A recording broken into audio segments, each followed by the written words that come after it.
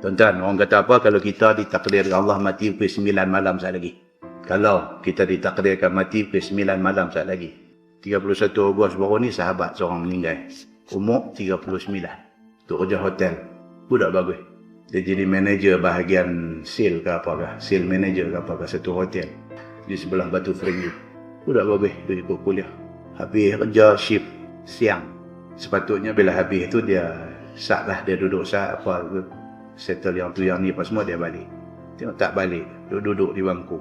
Kawan-kawan pun dia duduk abang. Sebelum tu dia letih. Awak letih ya. Atau dia kata hari ni awak letih ya. Atau tengok sampai pukul 11 duduk bangku tu lagi. 11 malam. Habis kerja pukul 5 lebih. 11 malam tak pernah dia buat lagu ni. Panggil, rupanya tak ada lah. Tuan tengok ni, yang kata cara kematian yang mutaakhir ni, dia main macam ni. Kalau kita ditakdirkan nak mati pukul 9 tuan-tuan.